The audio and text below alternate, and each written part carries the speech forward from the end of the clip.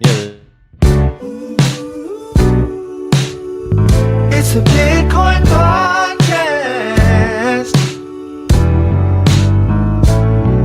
The only one that's making your money is you. Listen to the Bitcoin podcast. So hold on and listen to the Bitcoin podcast. Hey everybody, we're back. We're back with another episode of the Bitcoin podcast. I'm the host that talks first, D. And I'm the host that talks third, Jesse. Yeah. Yep. Corey could not make it. He said that he had to get some warts frozen off of his inner legs. And so we let him go ahead and do that. We said, hey man, that's a lot more important than talking about crypto. You're going to have to go get that taken care of and maybe even get it looked at. So Corey's taking the day off from recording. So if you guys could please hold him in your prayers and your best wishes, because I know that cannot be a painless situation. So welcome to season 2, episode 8. If you missed the first 400 episodes of season 1, you can catch them on the website, thebitcoinpodcast.com. Let's get you caught up on Bitcoin. Do we have the or on latest crypto, website? actually? Is it live? I think it's live. I'm not sure. It could be live. Anything is possible. I mean, it's 2025. It went from, yeah, I'm sure it's live to, I don't know, maybe. Let's hope so. anything is possible in 2025. Yeah. So, I don't know, Jesse. How was your week, man? My week's been hectic, but in a good way. Give me one thing that happened that you consider to be hectic. Speaking with a lot of VCs lately. Oh, yeah, they're panhandling. Yep. Panhandling to fundraise for Archivist. Yeah. How much of the tech world is, hey, can you guys give me some money? Like how much of the tech world is that? I think most of it, right? Ever since So it's like, the first is startups in California.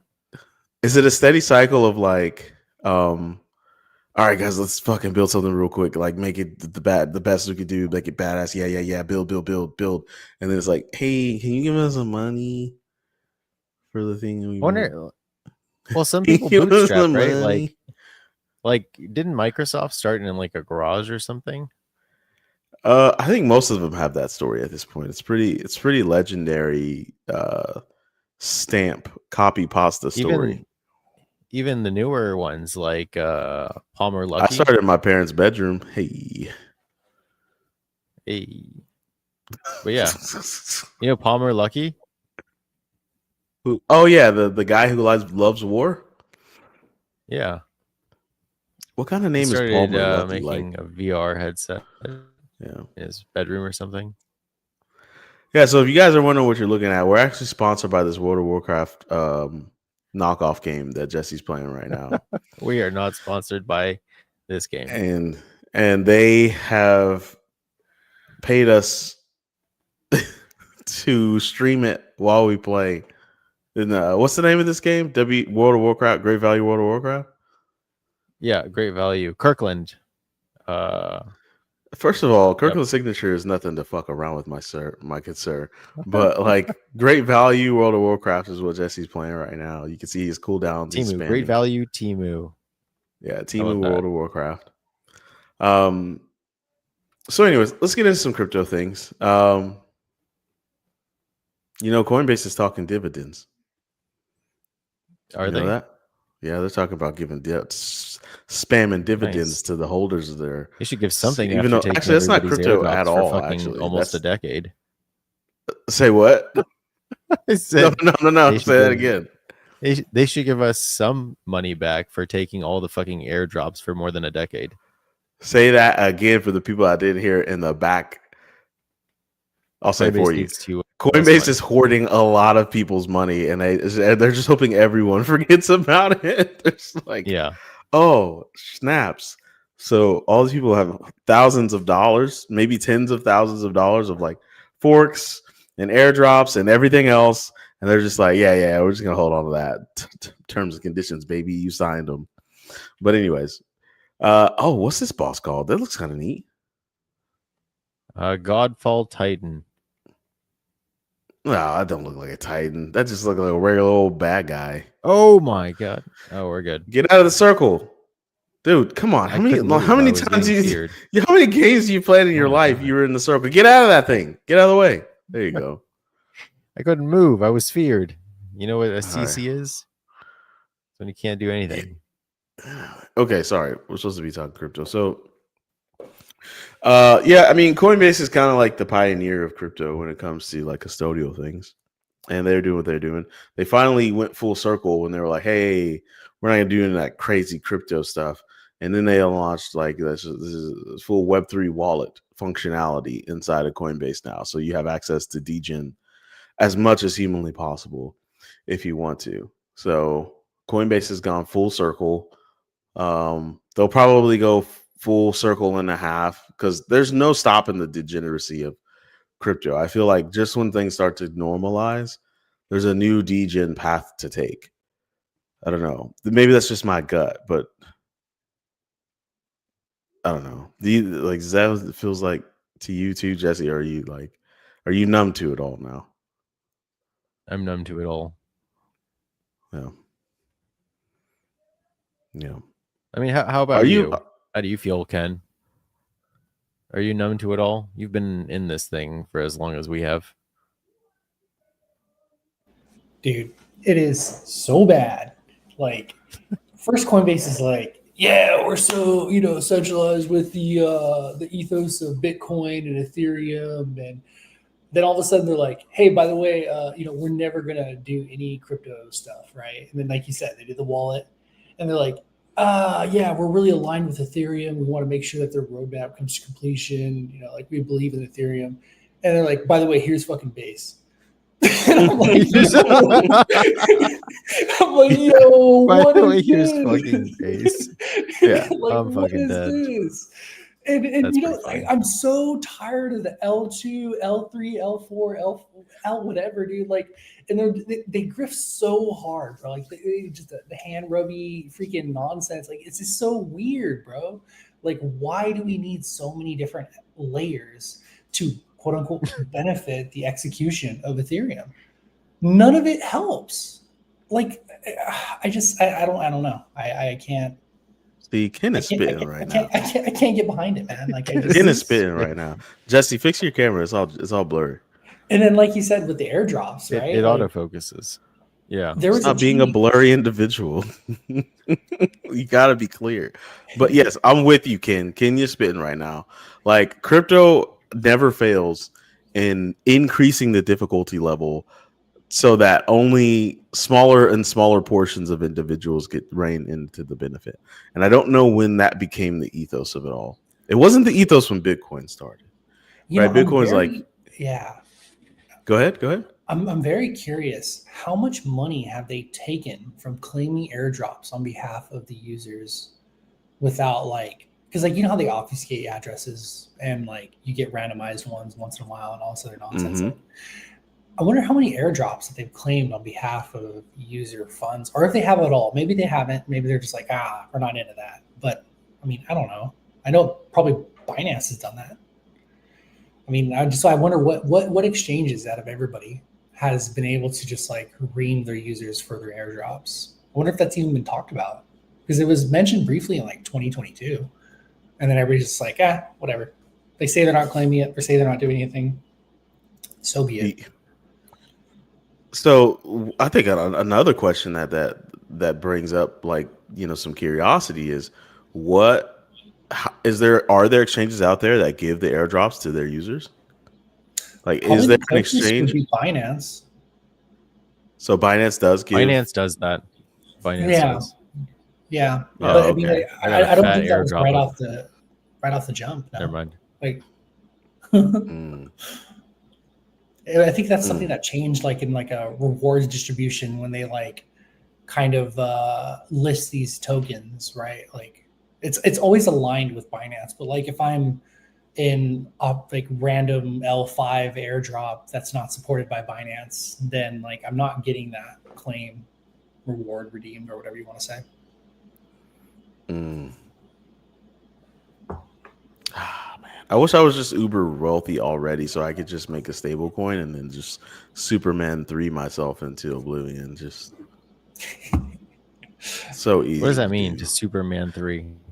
I don't know, man. I just saw something pop up on my little news feed over here. Tether made $10 billion in the first 9 months of this year. And I'm like, how does a stable coin make $10 billion? Like, how's that work? Right? Aren't you supposed to be just a 1-to-1 peg of the US dollar? Like, you're just helping people trade, right? But they're just getting their people, you know, they're getting that little percentage on that little exchange, that little transaction fee. So that Superman 3, by the way, Jesse's the younger of the crowd here. So Superman 3, we're talking like old school Superman, 80s Superman, 70s Superman. Not this new weird stuff going on. But like I would have thought Office Space was also another appropriate one. Yeah, but I think yeah, office okay. Well, they're office spacing, right? Like I feel like that's the only viable crypto strategy is like, hey, how do we wrap some stuff around office spacing? Like really we're trying to get at that transaction fee, but here's a whole bunch of things that users have to do to get at that transaction fee. Right? And the least steps between user and office spacing is the viable crypto strategy.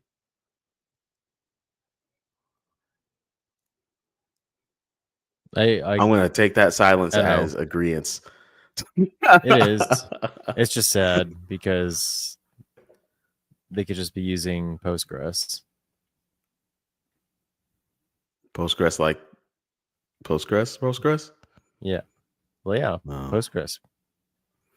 Well, I don't know. I'm sure that if Dr. Petty were, he would disagree with us, but he's not. So we get to wild out. We get to say whatever. So it's time to do a health check, a sanity check. Bitcoin offered up a blueprint for a more reliable financial system, right? That's what we all were like, excited about that. Are we any closer to that? Or are we further away than we've ever been? You're blurry again. I don't think we're close to that anymore, right? Everything's fragmenting. It's a bunch of stable coins. Everything's kind of fracturing. Did you break? I heard it break up. Was he breaking up? Wouldn't you agree? Too? Yeah, you're breaking up a little bit. It's because he's playing that Temu World of Warcraft and not locked into the conversation. What does your character even do? Is it a rogue? Is that why you're shooting all those arrows? He's a tank. No, that's not me. I'm a tank. Yeah. Oh, okay. Oh, that's why you're locked in. You're playing tank. You should have played DPS so you can join the conversation. I don't have a DPS. I only have a tank. We better get paid for this, dude. Fat stacks for what's going on right now. Anyways. Yeah, I mean, I don't think we're any closer to that financial system that Bitcoin offered up. I don't think sometimes I think it's not even possible. Like I feel like a lot of my conversations with people nowadays are very cynical. They didn't used to be. But like I don't think it's possible to get that many people bought into a new currency system that benefits people in a very I don't know. I don't want to say is democratic the right word? I don't think that's the right word. The benefits everyone all at the same time greatly, right? I feel like there's always going to be a select few individuals that like really buy in and they just end up leading the rest. Yeah. I'm going to be a little contrarian here in that sense. Okay. I think it's very institutionalized. I mean, the benefit that you're speaking is price action, right? Because people are going to benefit, whatever the case may be. That's led from an adoption perspective of people like getting onboarded through, this sort of price action and being able to see incremental gains like a stock, right? So I think we're nearing the peak of what actual Bitcoin adoption looks like. Is it a commoditized stock now in a near sense, as far as like Everybody recognizes it. Institutions have adopted it. It's damn near endorsed by the White House and many other governments. Yeah, I think we're pretty much almost there. So I think that what you're wanting for other people may be insane PA that will benefit them long term in that perspective, because the commoditized asset version of like, oh hey, it's peer to peer, it's accepted in stores, it's this, it's that, it's borderless. Like, yeah, it's already there. So I mean, like, what other benefit are you seeing to occur outside of price action for more adoption? I'm trying to wrap my head around that one. Let's see. It's just not as cool as I thought it was gonna be in my like. I was like, oh, decentralized currency system. That means that like we're all gonna have these like cool like little cards with quote unquote credits on them, Bitcoin Yeah. credits or whatever, and we're gonna be spending money like it's But we're it's almost future there. time, maybe. And yeah, and I feel like we are there. Honestly, I do pay for things with my watch when I'm around, which is kind of neat and futuristic. But So still, what? that's the bank, right? That's Apple and the banks banking hard. We're just But reinventing the bank. yeah, yeah, I guess that's what it is. I guess I should be grateful that we were at least right that Bitcoin would be the best thing ever, and it is. I mean, quite Yeah. honestly, it's life changing, is what it is. But, anyways, we're gonna stop and pause for the cause for a sec. Let you guys soak in what Jesse's doing on there. I've never seen tanking so good in my life. It's actually quite satisfying to see, to tell you the truth. Like, look at this. He's got all the aggro. For those of you new to video games, like what Jesse's doing right now there, that's next level stuff right there. You just don't learn that overnight.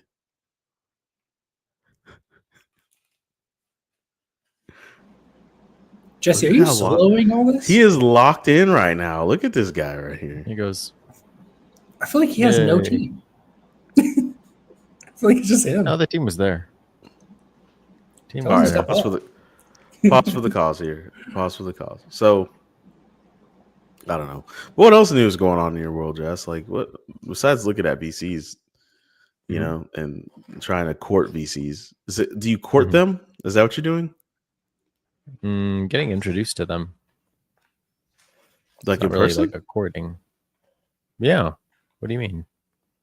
Oh, With I mean, people. I didn't. You just talk to people. Oh, like no, like Um, I just mean like online, or like you're flying to meet people, like you're meeting them in person. You're shaking hands and Oh, kissing babies. yeah. No, not that. It will be that at some point, but not right now. Oh, oops! I accidentally put you in there. There we go. Okay. Mhm. I mean, are you excited? Like, are people like picking up what you're putting down? Like, give us some. Can you give us Yeah. any juice or? Yeah. We're speaking with several VCs, and it's looking like we'll have some offers soon. Jesse, do you go to events? Yeah.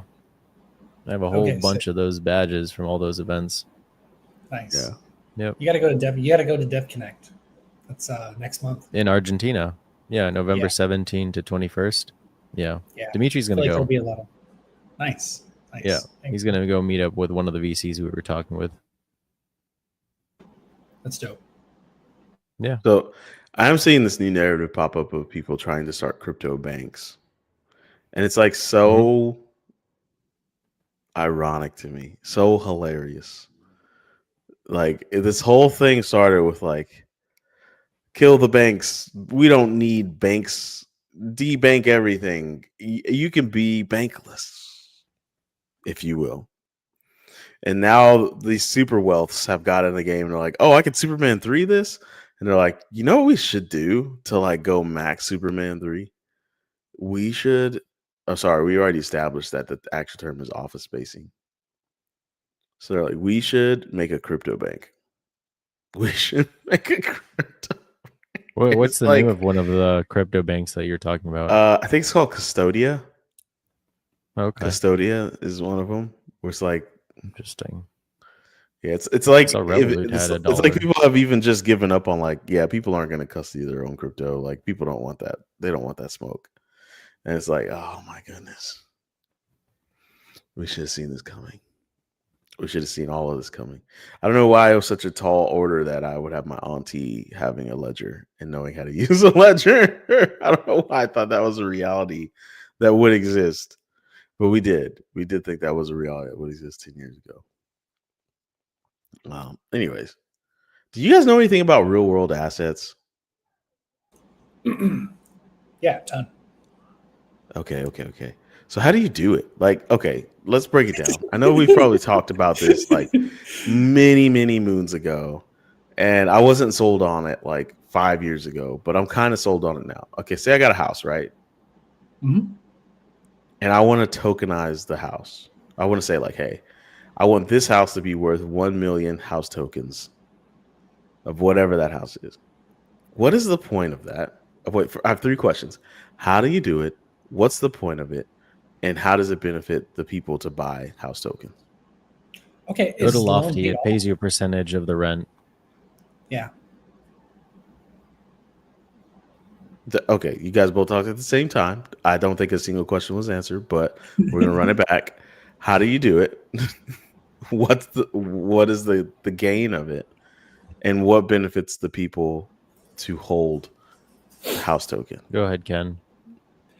So yeah, I would say, first of all, is the loan paid off? No, let's say there is currently a loan on the house. Man, why do you gotta make it so hard? Okay, let's make it easy then. Let's make it easy then. It's property that's already owned. Yeah, No so loan on the house. you put the title on a DLT. You essentially, find some escrow where you're able to have an issuing token under the underlying asset, right? Based off of proof of ownership. And then if you're renting it out, kind of like what we talked about earlier on, I think it was Friday, if I'm not mistaken, with what you're doing. Like if you imagine like distributing those fees, right, that you're collecting, and it's coming back from a third party, you rake in those quote unquote token fees of people trying to, maybe like you tag like a 0.05% of people like trying to get involved with it, so they're paying a little bit higher on the narrative. And so they're betting on the success of the renting and the frequency of like the value of this underlying asset, and then you're basically raking in as the ledger in that aspect of these fees. So at least that's my understanding of how putting a house on the blockchain would work. There's a lot of different platforms that do it already. Like I think Jesse mentioned one of them already. But yeah, I mean, there's pretty interesting ways to go about it. Why I think it's cool. Yeah, I don't think putting a house on the blockchain is all that great, but I do like decentralizing stocks. That's pretty cool. Yeah. What about you, Jesse? What do you think?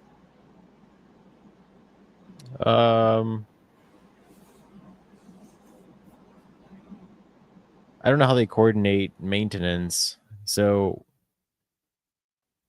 I think I've seen 2 models, one where all people kind of share it like a timeshare, and then another model where they can rent it out and it's a business and they get a percentage of the profits.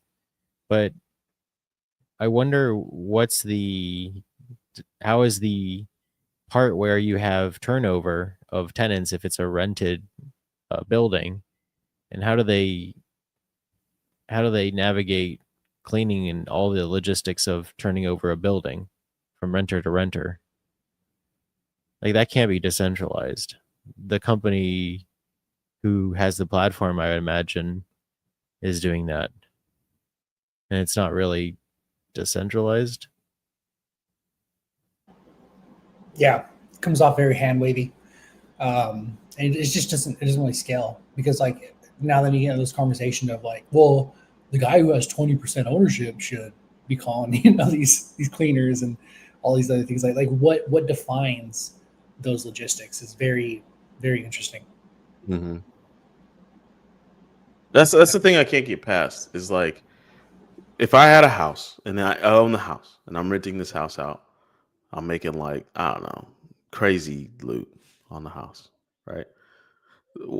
Do why would I now take money out of my pocket? Because I'm getting 100% of that rent, right? Why would I then say, you know what I'm going to do? Distribute that rent to people that hold a token that represents ownership of a home that I already owned, right? Like I don't know. I guess I need someone to explain it to me with like Dr. Seuss pictures, because it's like if I'm renting out a house and I'm making 5,000, 6,000 a month, right? And I own all of that 5,000. That revenue is in my pocket. What will be the benefit of tokenizing the equity in that home? Or do you tokenize the equity? Do you tokenize, you know what I mean? Like I'm trying to talk it out loud and it doesn't seem like it's making sense. From like a sole ownership perspective, yeah, it doesn't make sense. But let's say you got like a loan on it, and then like you're distributing a token for X equity, and now you're raking in like 5% premium. Now it's kind of like paying itself based off of distributor costs. Oh, so like hey, I'm willing to give away 10% of the equity in this house. I'm gonna tokenize that 10%, and then when people buy that token, they Yeah. own a fraction of the 10%. Something like that. Like that could work that way too. I mean, but we've seen this attempted a lot, never scales. So I don't know. I mean, I haven't not seen a platform to date, and I could be wrong. There might be one out there in some niche circle, maybe on Polygon somewhere or something, that's actually scaling. But like, I have not seen this run successfully. And like, I think you've even had guests on the podcast, like in like 2018, who were trying to do this. Yeah, we have, and that's why it's like it's still like so fuzzy to me. After all these years, it still doesn't seem like it makes a lot of sense. Like to me, it's like REITs, right? What are those called? Real estate investment trust. Real estate Yep. investment. Yeah. And it's like that. But if you're gonna do a real estate investment trust, then just do a real estate investment trust. Why do you want the extra crypto steps? Like to be frothy on the top? A Marketable. little crypto froth. Throw a little crypto froth on the top, baby. Sorry, that Yeah. doesn't make any sense. But it could make sense to somebody. Let's throw a little crypto froth on the top, baby. I don't know. I mean, It doesn't- marketing exposure. Jesse, would you That might help. tokenize the alleged virtual assets that you own? Would you tokenize them? Yeah, And of then, course. They are already kind of tokenized, though. but like, how do you benefit from that? They Like, have what? unique- How is where's your path to office spacing by tokenizing your assets that you own? My path to office spacing, I can't truncate the balance of everybody's account and put the nominally small amount of pennies that I'm stealing essentially into an account. There's nothing like that I can think of. Pause. I'm severely distracted by what you're doing in this game. Are you running laps right now? What is happening? I've seen you jump on these hills like 80 times in the past 5 minutes. What's happening? Yeah, actually I'm trying to make fascinated. this jump. Yeah, can't make it consistently. Does this have anything to do with like playing the game, or are you just like in a lobby? No, this is the stronghold. This is the lobby.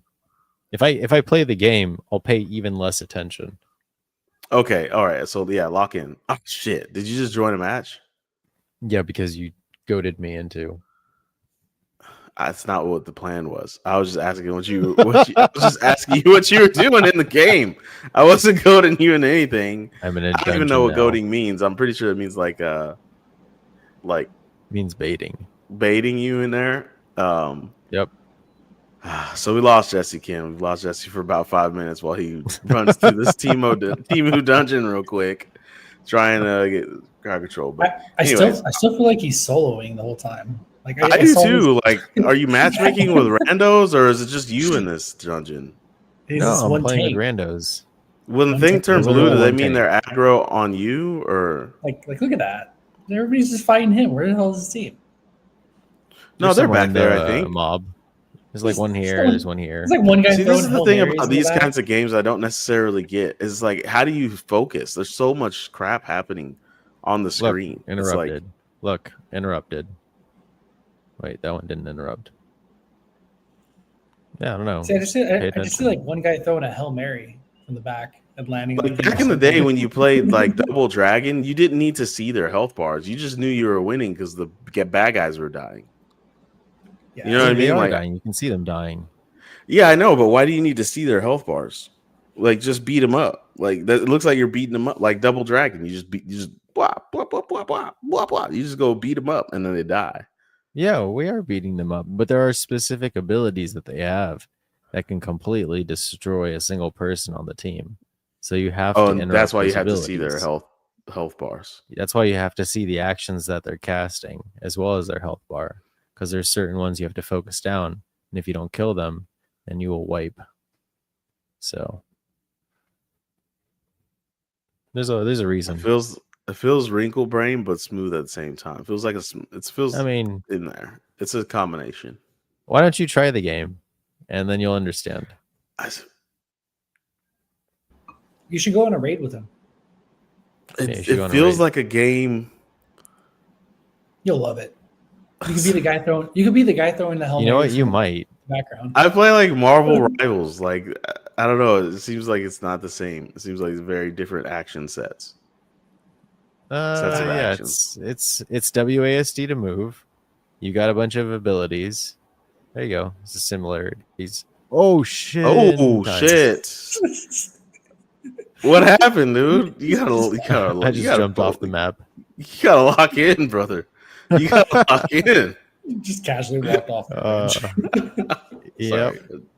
We're supposed to be talking about crypto. You know what I've always felt sorry for over the last 10 years of doing this, and that's everyone that tunes into our show thinking that we're gonna give them like tips. Like we're gonna give them inside juice on crypto, like what to invest in next, what to buy. It's like, no, this is not that type of show. We really just ham it up and we talk about different things in crypto that are interesting to us at the time. Like I think privacy to me gets interesting, but also not interesting because I know it's like fake. So it's just like, privacy is fake.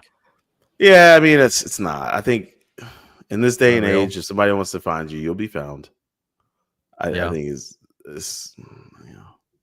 and then like if you're the one or if you're the small group of people that can't be found, they're gonna find you just because it's like a challenge. They're gonna be like, oh, here, look at this person. They think they can't be found, and it's very much like what's that movie with Will Smith, Enemy of the State? Like I feel like I feel like it's been like that for a very long time, and they're just like, oh, look at these guys playing these cute privacy games. Look at them go, and they don't really lean in until they need something or want to screw something up. I don't know.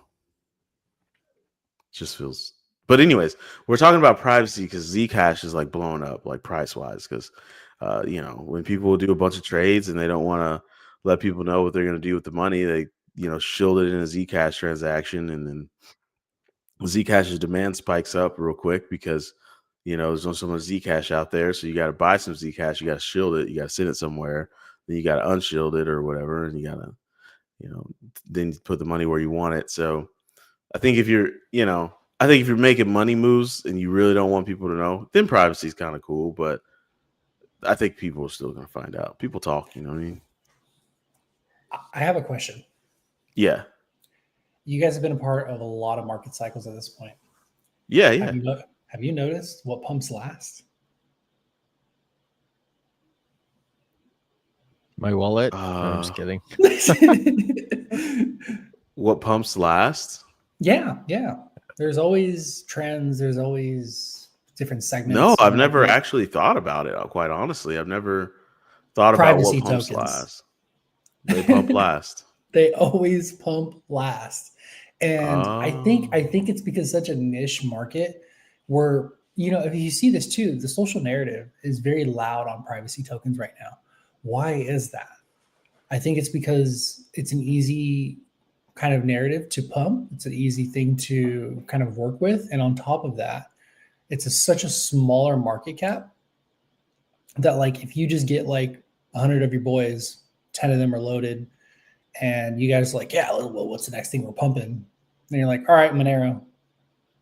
And then, you get a decent narrative like, oh my God, Monero's pumping. Here's 10 reasons why Monero's pumping.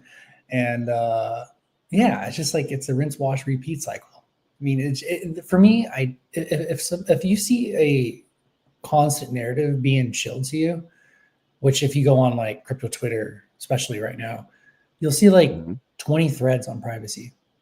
And it's like, hey, wonder why. Yeah, It's just too sus. The final pump is the final pump is literally It sounds like always the name of privacy. a porn movie. the Like final Rambo. pump. The final pump. So I guess what pumps first? Bitcoin, right? And then alts, and then privacy tokens. Dang, crypto in general is a 3-pump Trump market. Oh my goodness. Dang, crypto is the 3-pump Trump market. You got a Bitcoin pumps, then alts pump, and then privacy coins pump. Crypto's a 3-pump Trump. Now, as a married man, I'm also a 3-pump Trump, but there's much different reasons why, married men do what they do.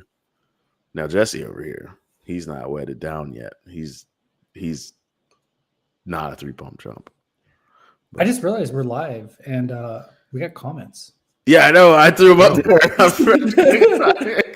feel so bad for Lay Mokok. I hope I said that right. Lay Mokok. Lay Makak. Lay Makak. It just sounds like How do I say your name? Could you ask one more comment with like the phonetics of your name? Because it could either be Lay Mokok or Lay Makak. And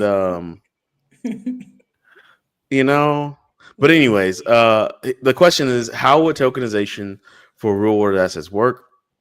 Would it be a one-to-one contract to the asset or a single contract for all assets? What are your thoughts? I think you kind of heard some of our thoughts out loud, and that it's a nickname. You need to read it backwards. Cocoa meal. Cocoa meal? Cocoa melon? No, don't no. Cocoa meal. Cocomel. Cocoa mel? Yeah. Cocoa mel. Yeah. I guess that's how it works. That's what we're gonna go with. Cocoa mel. What are our thoughts? I mean, you kind of heard some of our thoughts out loud. I could read it backwards. You didn't need to type it, but I appreciate you, Cocoa Mill. He was like, no, dude, it's like this. It's like, no, I'm trying to read it. It's the coconut and honey. Coconut. Spanish. Coconut and honey. Oh, wait. I feel like we had this conversation. I'm having deja vu. Anyways, we really don't know how tokenized real world assets work. We're trying to think out loud. Like, I don't even know why I would want to tokenize a real world asset. Now, I think it's really easy to see. If I think the easiest real world asset to see tokenizing is stocks and securities, right? Because then, as long as there's a blockchain of rules to be followed, you could then expose your assets to many, many, many, many buyers across the globe, right? So, like right now, here's an example. I, for a minute, thought that Kia was going to explode because they had they have a very good suite of electric vehicles. And I thought electric vehicles were going to take off here in the States. So I was like, oh, let me be a smart guy. I want to invest in some Kia stock. But then I do my research and it's like, oh, Kia is like a Korean stock. And then I'm like, well, how do I get my hands on some Korean stock? And then I was like, rules. And I got distracted and I was like, nah, screw all that. But if I were to tokenize like Kia stocks, right, and then, make them accessible to the 16th decimal point through some, peg action, a good pegging, and then we'd be able to buy that crypto stock or those representations of Kia stock, buy those representations of Kia stock on like a blockchain, and they would equivalent to some percentage of Kia stock. Like I was like, that to me makes sense. Now, how would that work? I think it would be like one contract owns all of those tokens, right? Does that make the most sense? Or does that not make the most sense? So you're thinking of an index. So there's like a controller contract, and then there's basically like an individual asset contract, right? Mm-hmm. So I think like if you're considering it in that aspect, there's going to be multiple contracts. Just to summarize all of that. But yeah, having like, let's say you're building like a decentralized NASDAQ, having that all under one contract is crazy work. Like, can you imagine having like, I don't even know how that would fundamentally work from like a asset locking. It wouldn't. I don't think it would. Yeah. I mean, I've seen a DEX before that was all one contract, and I can't disclose their name, but it was pretty freaking insane. This is like back in 2024. They're pretty big now, but yeah, I don't know how it works. I'm not gonna lie to you. No, it's kind of hard to speculate on how it would work, Coco Mill, but it's interesting to see how it's going to turn out. Now I know it's what kind of sucks though is that only the wealthy are kind of trying to introduce it to the world. What I mean by that is literally BlackRock is like, hey, we're going to tokenize our fund, and you can buy tokens of our fund that represent a partial ownership of the fund, but you kind of know how those entities work. Like they'll like, yeah, you own a fraction of a type of fund. Oh, okay. ChatGPT says tokenizing real assets can work two ways. One smart contract per asset, great for real estate or art, gives clear legal ownership, but doesn't scale well. That's what Ken was saying. It doesn't scale. Or one shared contract for many assets, like an ERC 1155. That's what Jesse was saying. Better for commodities or invoices, but cheaper, but less legally isolated. Interesting. You're dropping knowledge bombs on us. Thanks, chat. I've never been able to say that before because we typically don't live stream, but thanks, chat. Appreciate you, Mr. Coco. Thank you, Coco. We need sound effects for this moment. Let's do some hand claps in here for my guy. Some you'll trap shit.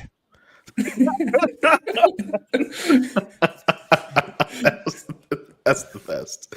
I'm an OG. See, he's an OG. Nothing but OGs listen to us. We need all of our OGs to come back. We had around 1,000 of you guys. Yeah, we need you guys to rally up.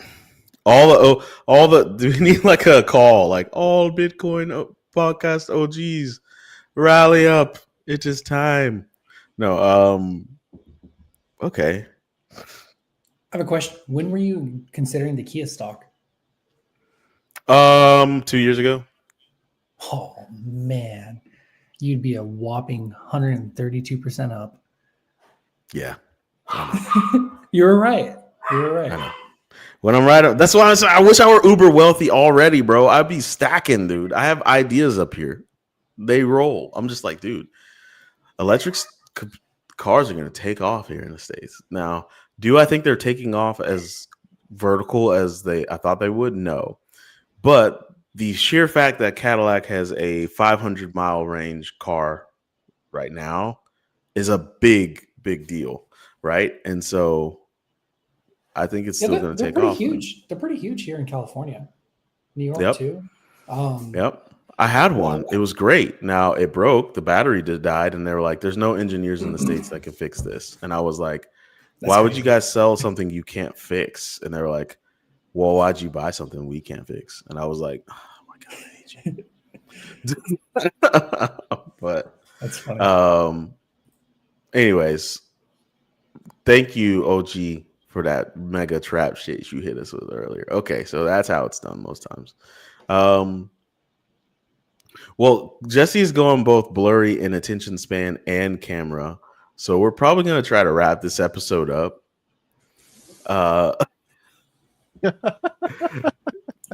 For those of you that couldn't catch it live, of course, you'll catch the recording on Spotify, and it'll be everywhere podcasts are enjoyed. We're going to go ahead and wrap it up and do some shout outs. So first things first, we got a shout out to old long neck wild smile Zoe Saldana. Girl, I've been giving you shout outs for 10 straight years of my life. You haven't heard a single one of them. It's starting to funny? Put me on. Huh? I got some for this. They have people who do that forever, and then they eventually meet those celebrities. I think maybe you're doing it wrong. You should do it in shorts format other than long form. Hey, I got something for when you do that shout out too. Okay. Well, And shout then out you to got to Zoe go to like a Saldana. Walmart and give away something. I don't know how I'd react if I met her in real life at this point. She's my cousin. No.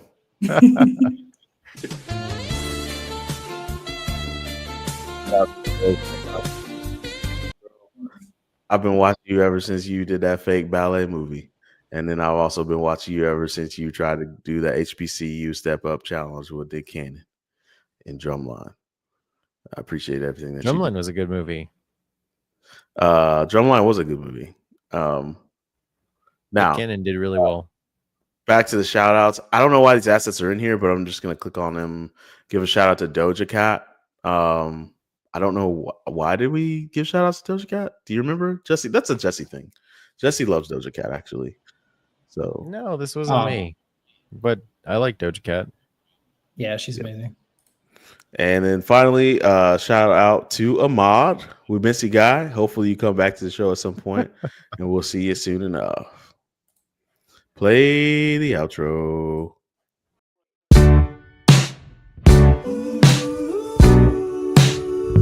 It's a Bitcoin